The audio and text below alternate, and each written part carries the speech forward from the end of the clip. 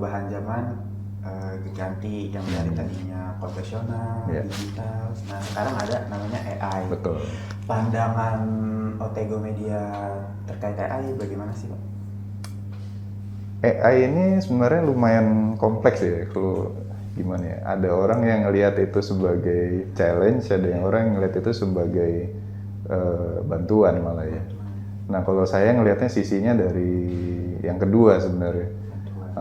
Jadi sebenarnya kalau dari sisi saya itu ngelihat AI ini saya welcome sih, dalam artian kita jangan ketakutan bakal menggantikan kita gitu, tapi kitanya sendiri yang harus memakai AI itu sebagai tools kita gitu untuk mempercepat workflow, untuk memperbagus portfolio gitu, seperti itu. Contohnya apa? Copywriting. Ya. Nah, apakah AI bisa gantiin copywriter? Saya rasa enggak gitu. Tapi karena copywriter itu kan punya dunia sendiri ya. Nah, tapi dari sisi kita sebagai desainer, bisa nggak kita pakai AI itu buat copywriting? Bisa. Sebagai apa? Sebagai kayak tolak pijakannya gitu ya. Pijakan awalnya dulu gitu. Karena kan kadang kalau kita nyari kita disuruh bikinin dong iklan ini, misalnya dari teman atau apa. Kan kadang kita nggak ada budget nih buat copywriter gitu kan. Ya udah kita mungkin bisa dari AI dulu gitu kan. Nah, nanti bisa kita pakai di desain kita dulu. Tapi kalau misalnya ada budget copywriter, ya nanti bagusnya sih lebih diinin ke copywriter. Ya dari sisi ini deh, foto misalnya, foto yang ngebantu banget tuh sekarang AI. Kalau kita fotonya low res, kita mau gedein gitu kan, nah itu kebantu banget tuh. Nah, terus kan AI kan sensitif banget terkait ini ya apa namanya? Copyright. Ya copyright. Itu cara tahu copyright nggak copyright tuh gimana? Nah itu agak susah ya.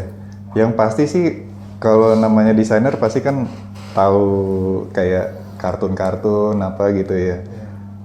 Udah pasti ini deh kalau misalnya ngeprom Disney style atau Pixar style itu udah pasti, nah jangan deh gitu, hindarin deh kayak gitu-gitu gitu. Kayak Ghibli style kan sering sempat ngetrend juga kan tuh kemarin Ghibli style. Nah itu hindarin kalau buat FA ya gitu, karena udah pasti ribet ntar kalau udah soal copyright gitu. Pernah ada klien yang kayak notice nggak sih kalau ini pakai AI? Oh banyak, banyak. Kaget ya. Nah kan tadi dosen ngomong jangan pakai AI buat hasil akhir kan. Tapi nyatanya di perusahaan sekarang aja buat iklan di kereta atau di apa yang kita udah jalanin ya. Dari kliennya sendiri tuh ngasih FA-nya tuh udah AI gitu. AI dalam artian model 3D-nya, foto orang 3D dari kliennya gitu. Baik. Terkait AI lagi. Yeah. Tadi kan Bapak bilang kalau udah mulai menggunakan AI dalam batasan yang wajar. Yang kita tahu kan AI powerful banget tuh. Betul.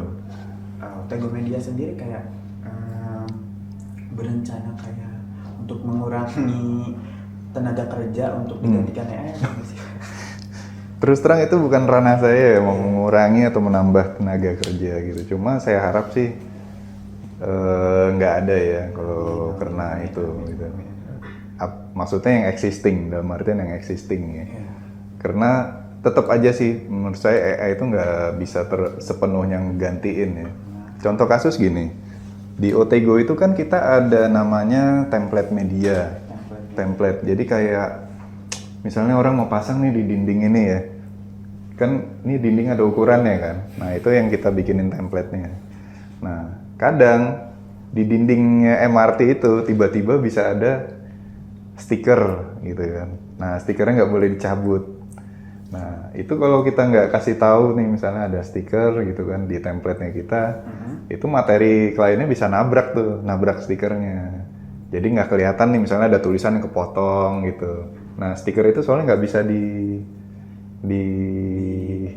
lepas sama MRT. Nah kadang-kadang kayak gitu tuh kasusnya. Nah itu nggak akan mungkin bisa digantiin sama AI. AI mana tahu sih gitu kan. Terus kayak misalnya apalagi ya, yang nggak bisa digantiin itu kalau mockup sih kayaknya oke lah ya, mockup gitu bisa. Tapi gini, mockup itu juga nggak sepenuhnya bisa gantiin. Soalnya apa? Mungkin pernah ya mau mockupin sesuatu ya tapi gambarnya berubah gitu. Struktur deh paling gampang, strukturnya tuh diubah sama dia gitu kan, ditambahin yang harusnya nggak ada, tiba-tiba jadi ada. Nah itu tuh tetap harus ada orangnya sih kalau menurut saya sih. Berarti kita jangan pesimis lah ya. Betul, jangan pesimis. Jadi gini, AI itu jangan ditakutin ya, jangan ditakutin, tapi justru harus kalian pelajarin. Nah, jadi jangan alergi gitu, malah kalian harus pelajarin. Karena itu pasti akan kepake. Justru kalau kalian nggak pelajarin, disitulah kalian nanti akan digantikan. Jangan apa ya, jangan anti sama AI sih. Kalau bisa dipakai untuk mempercepat, ya pakailah gitu. Tapi jangan sampai kalian pakai dengan metode yang menurut mereka, gue nggak perlu lu, gue juga bisa bikin kayak gini. Nah itu yang tetap harus ada personal touch-nya, tetap harus ada taste masing-masing ya dimasukin ke situ, tapi lebih ke mempercepat workflow kalian aja gitu. Di Illustrator pernah pakai variabel nggak? Ayo, variabel. Ngerti. Contohnya ada project bikin yang gampang deh, undangan nikah misalnya ya, kan desainnya sama, namanya beda-beda nih. Lu bikin di Illustrator nih, iya kan? Cuma zaman dulu apa ya, orang kan bikin satu desain cetak, namanya ditempel pakai apa ya? Pakai stiker ya? Nah kan kurang ya gitu. Nah bisa nggak di Illustrator namanya beda-beda tapi desainnya satu doang gitu? Bisa.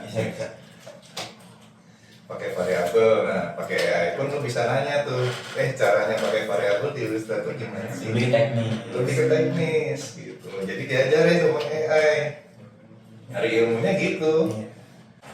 Ya, ini dia. Mungkin pertanyaan terakhir dari saya. Apa pesan yang pengen disampaikan untuk kita mahasiswa atau orang-orang yang pengen kerja di Otego? Itu pesan dan harapannya kayak gimana? Pesan dan harapan, mungkin jangan ke Otego ya, tapi lebih ke general. Iya, general boleh.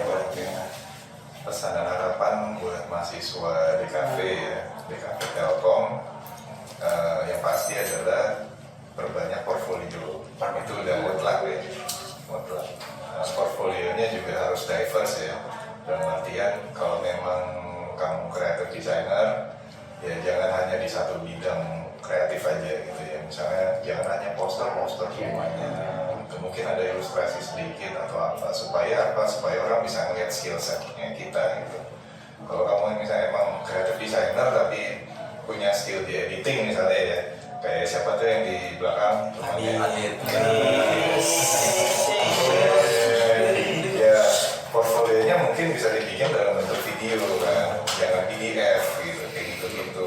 Jadi apa ya, dan AI itu harus di-harness ya, maksudnya harus disambut gitu, jangan alergi benar. Malah AI, kalau kita pakai AI itu nggak bisa dipungkiri ya di dunia kreatif sekarang, itu akan membuat kita sebenarnya semakin kelihatan relevan gitu. Jadi wah ini kayaknya pakai AI nih gitu kan. Nah itu bisa dua sisi, jadi wah jelek gitu mungkin, tapi yang kedua, wah dia berarti bisa AI nih gitu, dia relevan nih gitu dengan teknologi.